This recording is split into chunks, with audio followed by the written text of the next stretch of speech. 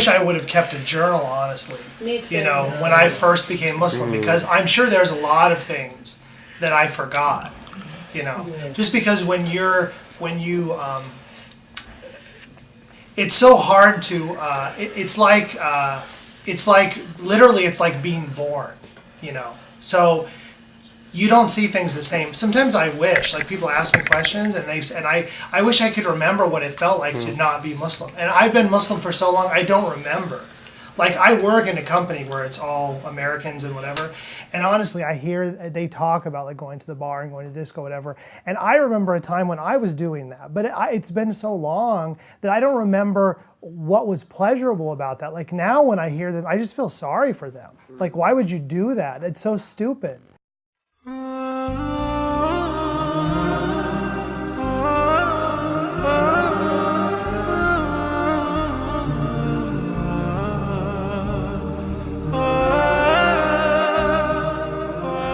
was born and raised in Southern California, in Long Beach, which is the South Bay. It's pretty close to the ocean, so it's a not a stereotypical Southern California community, but it's not Beverly Hills 90210, but it's, you know, I guess compared to most places in the world, it's fairly upscale. And we lived in different areas, but, you know, in my childhood, we lived in a fairly white, affluent area of Long Beach, California. I was raised, you know, with, it's a very diverse community. So you're exposed to all different points of view. You know, my parents were hippies in the 1960s, so they had all, you know, they were all over the place as far as philosophy, religion, etc. My dad had influences of Buddhism and Christianity and everything, and my mom was raised a Christian, a very devout Christian actually, in the Lutheran Church, but she sort of not really went away from it. The fundamentals were still there, but she wasn't an active Christian, but like we were raised by our grandparents. I guess I wasn't the typical child in the sense that I was always intellectually curious. I was never satisfied with just going to church. And you know, the typical Christian scenario is you go to church on Sunday, you know, you commit sins the rest of the week, do whatever you want, and then you just repent on Sunday. I mean, I was never satisfied. I always saw that as being hypocritical, and it was not very satisfying, etc. So I was always questioning the theology of Christianity, why they believe in this, etc., etc. So I never was just satisfied with people saying believe and, you know, just accept it. Like my brother, I would get in arguments with my pastor. I mean, literally, he would kick me out of his office too. Like we would question, because they don't welcome deep theological questions, because they're not stupid. They understand the problems in their theology just as well as I did, and they don't have very good answers a lot of the time. They tend to focus on the community and the goodwill and charity and, you know, doing good to your fellow man, etc., which is great. I mean, I'm all for that, and I was very happy that they did do that. But at some point, it's like eating junk food. You know, you want something more substantial, something more spiritually nourishing, etc. So I would continuously ask questions, and I wouldn't get very satisfying answers. So as a result of that, I started doing a lot of my own research. They couldn't comprehend why I would even care. Like, all of them were Christian because their parents were Christian. I mean, frankly, if you ask them, that's why they're Christian. Unfortunately, like why most Muslims are Muslim. I hate to say it. I know I'm skipping ahead, but most people in general tend to, like the Quran says, we found our fathers following this religion, so we're following in their footsteps. So most people in general are like that, including Christians. And so most of them didn't think that deeply about it and didn't care that much about it. They, like my brother was mentioning, went through confirmation class, which was kind of the genesis. They just saw that this as a class they had to take and pass the test and get through it so they could be considered a member of the church and they could take communion.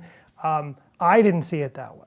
I saw it as an experience to really delve deeply into the philosophical, theological underpinnings of the church. But I was pretty much, me and my brother were the only people that saw that. Nobody else did. They're just like, okay, when's the final exam? What do we need to study? You know, that's how they thought of it. So But the pastor, he was frustrated with us. So he communicated that frustration. My grandfather was frustrated because I would ask him, like he was telling you, I would look at the Bible and I would say, okay, this is the Gospel of John. And then I would look in the notes in the Bible and I would say, the author anonymous. And I would say, okay, to my grandpa, I'd say, so they call it the Gospel of John. Did John write it? And he would say, yeah, John wrote it. And I said, oh, so I don't know how much you know about Christianity. So I would say, you mean the disciple of Jesus, John? And he would say, well, we're not really sure. Somebody named John probably. So I would start asking these kind of questions, and I would get very either unsatisfactory answers, or they just didn't know, and they would try to hide their own ignorance by making up an answer, etc. So I was never satisfied with that. So I would do my own research. I couldn't find it. So my brother was telling the story, but I'll retell it. It's basically the same story about we were taught, there were several classes in our church about Islam, and they were of course very negative, and this is a cult, and etc. I still remember those, So when my mother told us that she had become Muslim when she came to San Francisco when we were living with our father, we were kind of shocked, horrified, didn't know how to react, angry, all kinds of different reactions, because it's as if she said, I'm going to go live on Mars or something weird. Like there's no, you have nothing in your brain that would give you like what the appropriate reaction is in that situation. So we just didn't know what to do. So we just were kind of amazed and angry, and we saw it as a betrayal of us.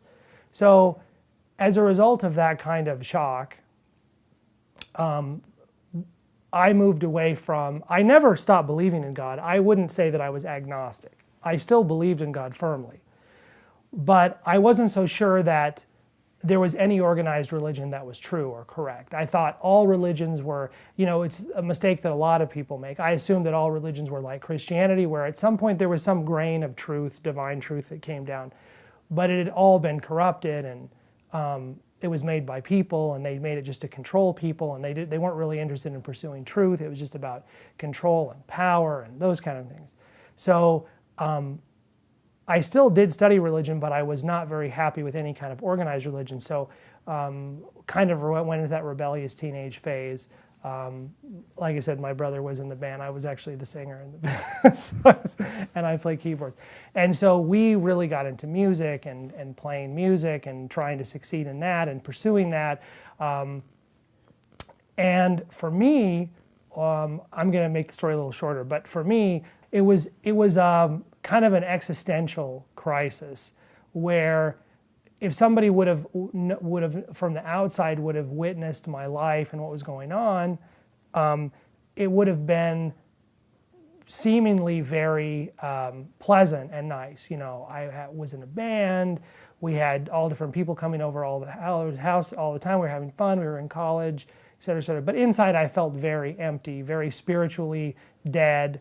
I remember at some point I was listening to music and I was watching the smoke. I think I was smoking a cigarette or something, and I was watching the smoke, go out of the ashtray, and I was thinking, I wish I could just like fade away, just like the smoke. I wish I could just. I never thought about killing myself, but I just thought, I wish somehow I could just disappear. I wouldn't exist anymore, because I didn't see existence as, I saw it kind of as pointless, because there was nothing really fulfilling in my life. It was just going through the motions and going through these series of exercises that didn't really result in any kind of spiritual nourishment at all. So, and I was always looking for that, and I just wasn't finding. I found my life just very unsatisfying. So, my brother came, to the session, right, where we were supposed to do our recording session, and of course, I never talked to the person he said. So I was thinking, okay, finally, we're going to do it. So I was really excited about it. And suddenly he unplugs his guitar, throws it, walks away. And I was just like, what is going on? And I was the leader of the band, so I was even more angry than anybody. I was the one who was really yelling and saying, what are you doing? We've been preparing for this literally for years. We have like, this guy's ready to give us money for a recording contract and all this other stuff. So what's wrong with you? So he told everybody. And it was amazing. Like, I wish I would have recorded it, because he was sitting there perfectly calm, composed, explaining, I've become Muslim and here's why, and da, da, da. And I was just like, I wanted to punch him. I mean, people had to hold me, but I mean, I literally was, I mean, and I'm not a violent person, but I was extremely violently angry. And I said, what are you talking about? How could you, whatever. So I said, I'm going to prove to him that this is wrong. I mean, my whole thing was, I mean, when I get angry, but then I get calm and I'm like, okay, you want to become Muslim? I'm going to prove you that it is wrong. So I remember I'd read, my mom had given me like books about Islam, whatever, and I never really read, I mean, I read like some books of hadith, and I never really took it seriously though. I said, I'm not doing anything else. I'm calling off of work. I'm going to stop the band. I'm going to do everything. And I said, I'm going to read the Quran cover to cover. And I'm sure, because I'd done this with the Bible before, I'm sure I will find contradictions. I'm sure I will find a way to disprove it.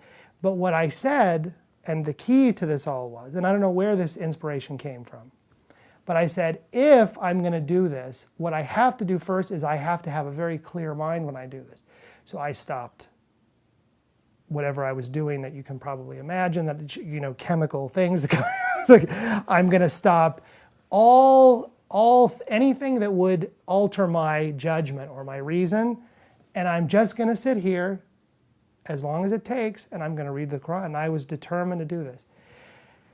And really, subhanAllah, what's amazing is, so while he was introduced to Islam and he became Muslim because of this conversation, I feel like what introduced me to Islam was literally the Quran. And of course, in English, I couldn't read Arabic, didn't understand anything about Arabic. So was the Yusuf Ali, English version of the Quran. But as I started reading it cover to cover, because you have to understand too, the Bible, no one reads it cover to cover. They just quote certain verses and then they give all kinds of pop psychology from Oprah Winfrey and this person and whatever and that. So nobody ever is just reading the Bible like they do the Quran. So I said, I definitely. But subhanAllah, from the first Surah Al-Fatiha and Surah Al-Baqarah and Surah Al-Imran, I mean, as I was going through it, I was just like, I felt like I was going to fall on the floor just from, I said, all of the things that I found in the Bible that I knew were not true. It's like, here's the Quran coming and correcting it and even explaining more. I mean, more than I could have ever imagined would be in a book was in that book. It was as if Allah subhanahu wa ta'ala, as if God was reading my thoughts and telling me, okay, you've been thinking all this, okay, I'm going to give you the answers right here. Here's all the answers you've been searching for. Here you go, 1, 2, 3. And subhanAllah, and I remember for about a week, I didn't do anything else. I didn't go to work, I didn't go to school. All I did was just read the Quran. And by the end of that time, I mean, I just said, this has to be the truth. I mean, there's no human being could write a book like this. It's impossible. No person could have ever come up with this. It has to be from God. It's too comprehensive. It's too amazing. It speaks directly to your heart in a way that nothing else does. Nothing else could, After I had pretty much, I mean, in my heart, I knew that I was going to become Muslim. But I said, I have to do my due diligence. I don't want to just have this be an emotional reaction, because I was very emotional. And I was like, I don't want this just to be an emotional reaction. So I need to make sure I understand what I'm doing. So I went and I talked to the person that he talked to. But I was already much further along in the process than he was. So it wasn't really, I wasn't going there for him to convince me, because I already was convinced. It was just, okay, so what about this and what about, and I just had a lot of questions. So what about, I heard this and is this true and whatever.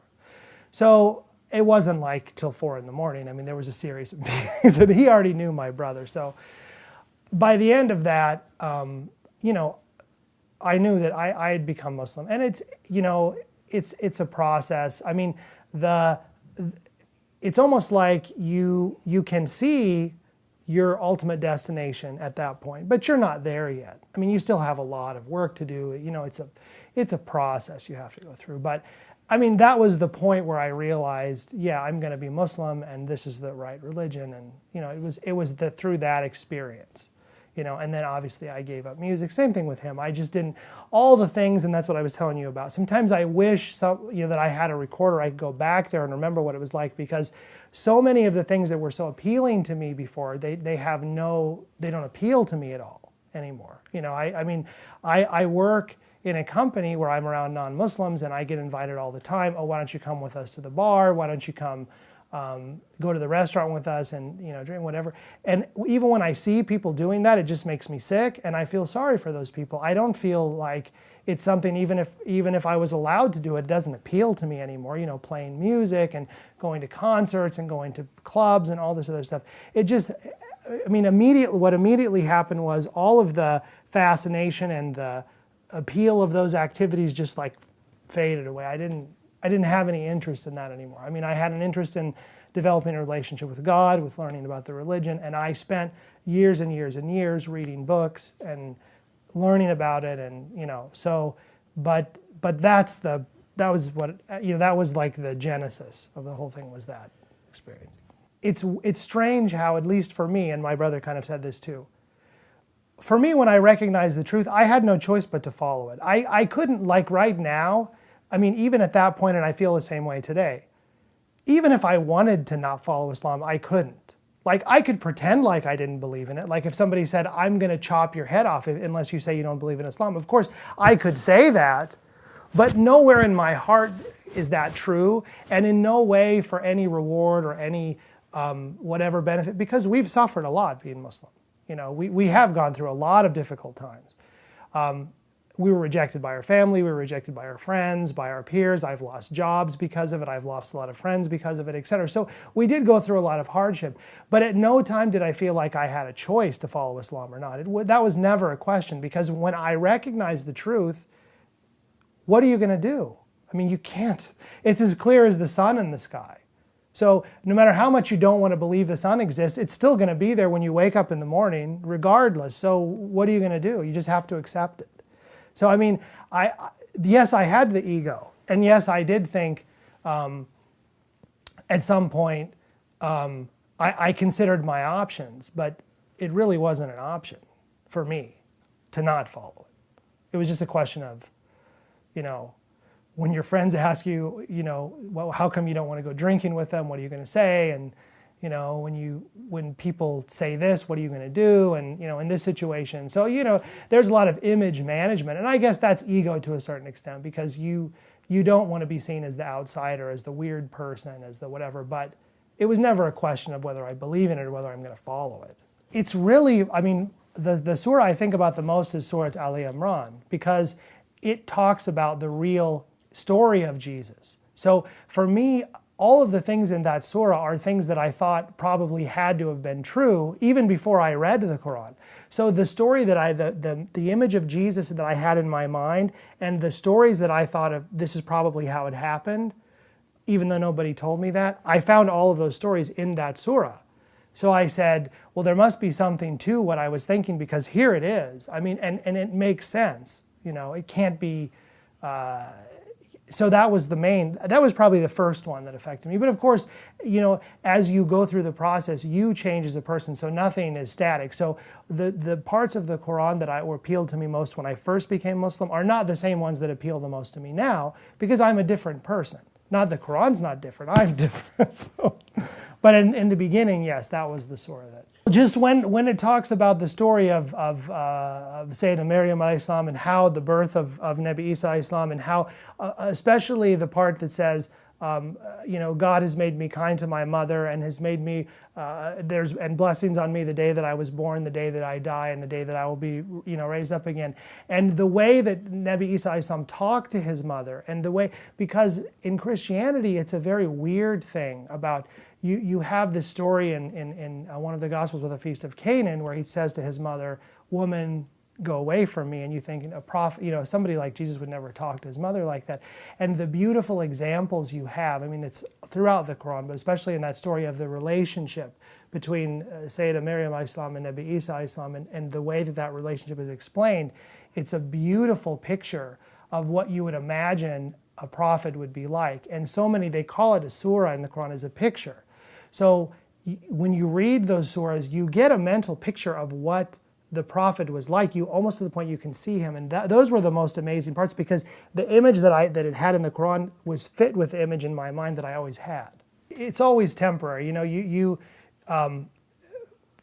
the one interesting story was, one of the guys that was in the band with us, his name was Mike. he initially, when we obviously both of us became Muslim, the band broke up. So for a long time, we lost him as a friend because, whatever. And he was Catholic. But then actually over time, we actually kind of reconnected, and he eventually became Muslim. So, and I think it had to do with and he's actually still Muslim, married to a Muslim woman, he has kids, whatever. So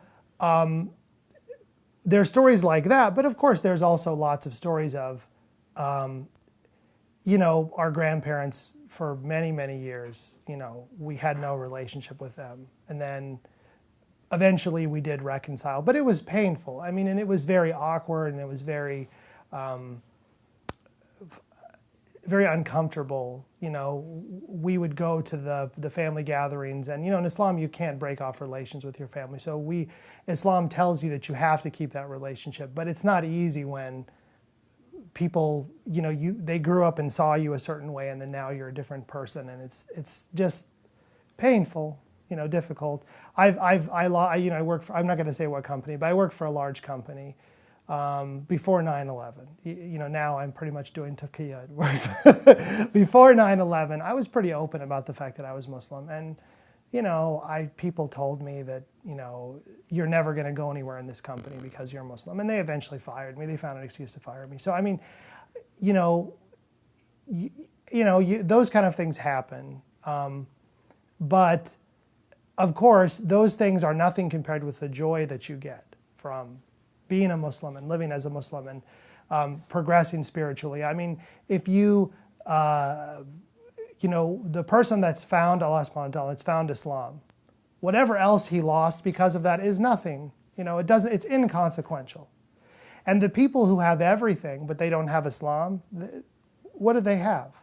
So no matter what you lose, you're not losing anything of value, but we've lost things. I married my wife. We've been married for 13 years, alhamdulillah, to a woman Lebanese from the south of Lebanon, and I have 3 kids, Zainab, Ali, and Mahdi. So I decided that I wanted to marry somebody who was Muslim, who was Shia,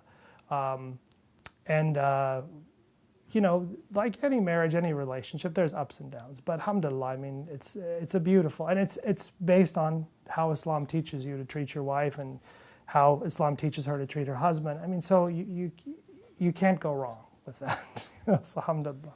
My brother moved to Dearborn in 2000 because for a job, and my mom moved here after him, and then my sister moved here, and like usual, I was the last one to move here, and I went back and forth, and I was working in California for a while, then I came back here. So it's a nice community because, especially for my wife and for my daughter, they both wear the hijab. So living here, you feel that you're part of a Muslim community, even though obviously it's not perfect.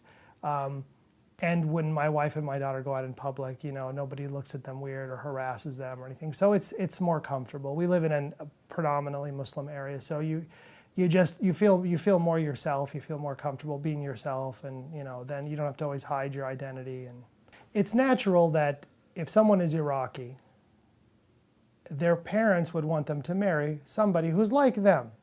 There's nothing wrong with that. In Islam, it didn't come to eliminate culture. It just came to perfect it. It came to make it better. So we as Americans, especially white Americans, it is more difficult for us because we don't have a lot of potential spouses to choose from. There are other revert Anglo-American women who are converts that I was introduced to. It just didn't click. People are people, and I understand why Pakistanis want their kids to marry Pakistanis, Iraqis want them. There's nothing wrong with that. I don't have any objection to that. But and it wasn't easy for me to find my wife, and I had to use my skills and my and I had to go through uncomfortable situations and things. I mean, that's part of life. Don't be a wimp. I mean, if you've chosen a religion, it's much more difficult to become a Muslim and to reject your whole society and everything else than it is to find a spouse from a different culture. It's not easy, But you know, you can do it. Just get a little bit of courage and just keep working at it. And it's not that hard. And I'm sorry, it's kind of a sore subject because like him, I used to go on Shia Chat. And one of the reasons I stopped going on Shia Chat is because every person, I was a moderator for a while, and every person that would be about this subject, they would say, oh brother, I'm having such a hard time getting married. Can you please help me? I'm a revert.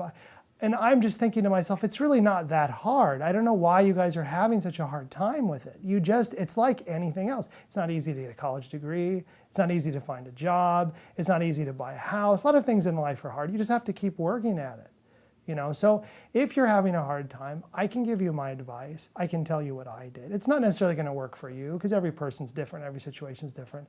I'll try to help, but have faith in God. Say dua. Try to be a better person, you know, because if you want to attract somebody, you have to be attractive. I don't mean physically attractive. I mean, you have to perfect your iman. You have to, you know, be able to exist in the society as a person of substance, as a person who's knowledgeable. If you do that, you're going to find people are going to be attracted to you, all different kinds of people. So try to make yourself that kind of person. You know, don't just complain about, oh, I can't find a spouse. Reverts, they complain a lot. I'm sorry, some of them. So, and I have some sympathy for them. But you know, when I became a Muslim and we became Muslim in the 1980s, I'm sorry, there was no internet. If we wanted to get a book about Islam, we actually had to go find a bookstore, go to a book table, and buy an actual book and read it and spend our own money to buy it. And we had to go seek people out and find people who were, we didn't have the internet. We couldn't just go and do a Google search and find it. It was difficult. We really had to put forth a lot of effort to learn about Islam. So well, people today, it's much easier. There's a lot more information available. It's easy to find things out. You know, and I would say the same thing about Americans who don't know about Islam, who are missing the wonderful opportunity to learn about Islam and become Muslim. That's your fault because there's plenty of information available. Challenge yourself. Try to grow and progress as a person intellectually. Don't be satisfied with your situation. Don't be satisfied just with working, going to your job 9 to 5, coming home, sleeping, going to the bar, going to the disco, spending all your money. I mean, don't be satisfied with that life. That's not life. That's not living. Don't, you know, so make yourself feel uncomfortable sometimes. Do things that you're not sure about. Make mistakes. You know, ask questions that you think people are going to like. I mean, put yourself out there, you know. So I just, yes, it's true that sometimes I've had reverts tell me that, well, I went to the mosque and the people, they were nice and everything, but they seemed kind of uncomfortable because whatever. Well, yeah, if you're sitting in the room and an elephant walks in, you're going to think it's kind of strange. I mean, there's not, most mosques, unfortunately, are predominated by one particular group. You have the Iraqi mosque, you have the Lebanese mosque, you have whatever. So somebody who's not from that culture when they come in, I mean, people are not going to be mean to you. I mean, I never had an experience in a mosque where anybody was mean to me. But yes, it's going to be, you're going to be the unusual person. Fine, okay, but take that as an opportunity to grow as a person, to grow spiritually. Don't see it as a barrier, you know. And I don't think everybody should be accommodated in every request they have because it makes you weaker to some extent. Try to become a strong person rather than asking everybody to roll out the red carpet for you. You know, the early Muslims didn't have it easy. They had it much harder than we did. They suffered much more than we did. Am I going to compare myself to Imam Hussein alayhi salam? No, of course not. So, I mean, you're not going to have to go through that. You're not going to go through close to that. So, you know, man up. Well, there's two parts to that question. You asked, are there triggers? And then could I be a trigger? Yes, I could be a trigger. But I think it's not necessary for me to be a trigger. There's plenty of other triggers. When the Boston Marathon bombing happened, the tragic, horrible event, and these crazy idiots who did this, people should say, is this what Islam is? They say these people are Muslim. So where in Islam does it tell people that they should find out about it? This is a trigger for you. It should trigger you to think. I mean, it's a horrible, tragic event. What happened in London when the person was beheaded? What happened well, I don't want to go into 9/11, but what happened with there's lots of triggers, you know. You're confronted constantly in your life with things that don't fit the narrative that you've constructed in your own head about reality. That's constantly happening to everybody. most people choose to, instead of investigating it, instead of looking into it. And I'm sorry, I've always done that. I'm not bragging about myself, but I've made a lot of mistakes and done a lot of wrong things too. But I've never been afraid to question my beliefs and to question what I believed about the world. And so if people don't do that, it's a choice. You know, there are triggers. There are things all the time that should make you question. You know, how could I be a trigger? I mean, like my brother, I've been involved in numerous different activities. I'm not currently involved in anything actively right now. But since I've been a Muslim, I mean, it's hard to even remember how many different projects I've been involved in. We've tried to start Islamic schools here. I'm a business person, so I've done business plans, tried to help them with that, with their financials, and I've done different things like that, acted as a consultant, and I've written plays before and had plays produced. I had a play produced about Imam Hussein al-Islam and other things. So I mean, I've written a book also, and it's basically about the concept of the Jihad al-Akbar and talking about how that and how that filters through Islam and the theological foundation of that, and how that, basically talking about that through the lens of American culture and whatever. But I mean, it's still a work in progress. It's whatever. But I'm not here to promote myself, because there's people that are much more knowledgeable than me that should be on TV, that should be talking, that are much smarter than me. But I could be a trigger and I could contribute in some small way. Inshallah, I can to this. But it's not necessary for me to do that. You know, I mean, like I said, there's people have lots of opportunities. The most important thing is the purity of your intention and of your niyyah. It all starts with that. Like my brother said, when he became a Muslim, he sincerely asked God, guide me. I want to be guided, guide me. I don't know what's going to happen after this. I don't know what God's going to say, what he's going to require of me, what he wants me to do, but I don't care. I want to be guided. I'm sincerely asking for guidance. That's all you need to do.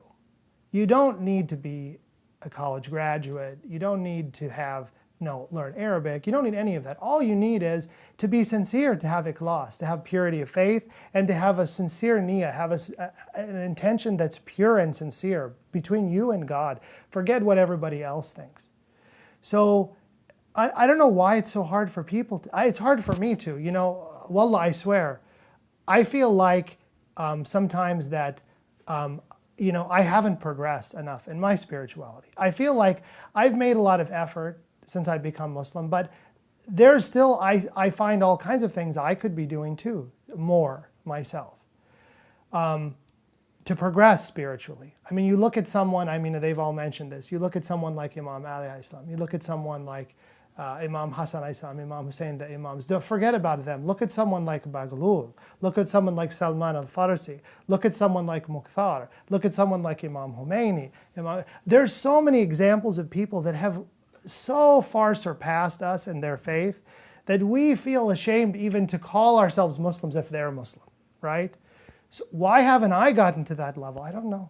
You tell me. I don't know. Maybe I'm not sincere enough. Could be.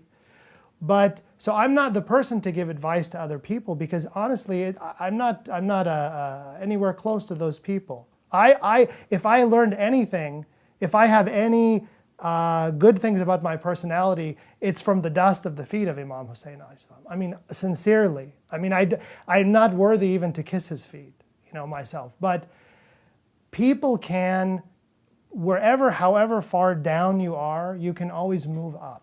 There's always a way to move up. God will always provide you with some kind of path to move up. And the key to that is being sincere. The key to that is being honest with yourself, honest before God, being sincere, having a good intention. That's the key. If you do that, you don't need the internet. You don't even need books. There's people that have progressed spiritually with not even knowing how to read. One of the things that I remember that my brother and this friend told me about how he became Muslim is, and it stuck with me, that when he told him that, you know, you can have monkeys throwing letters all day long and they'll never spell the Constitution, just like you can have random genetic mutations forever, for all of eternity, they'll never result in a single cell, they'll never result in blue-green algae. Evolution will never happen, it's mathematically impossible, right? So you know this, so why don't you admit this? You know that that's true, why don't you admit it? And my brother said, well, and his friend told him, he said, because you're a coward. That's why, because you're a coward. And when he said that, he said, my brother's face turned red and he got mad. What, you're calling me a coward? Who are you? I just met you 5 minutes ago. You're calling. But it's true. I mean, anybody who rejects something they know, people tie themselves up in knots in their brain all the time like that because they know something's true, but they're too much of a coward. I've met people so many times in my life who've told me, I know Islam is right and I agree with you and it's a beautiful religion, but I can't stop drinking. I love alcohol. People came up to the Prophet Muhammad and they said, we love your religion, but can you just delete prayer? Can you just delete sujood? And the Prophet would say, well, it's not up to me. It's not my religion. That's from Allah subhanahu wa ta'ala. I can't change anything, So, but people, that's what they want, So, and if it's so, a lot of what stops people from progressing spiritually is they're a coward. And that's what stopped him. And when somebody called him a coward to his face and he realized it, something changed inside of him, So don't be afraid to be honest with people. I tried it, but usually it doesn't work very well.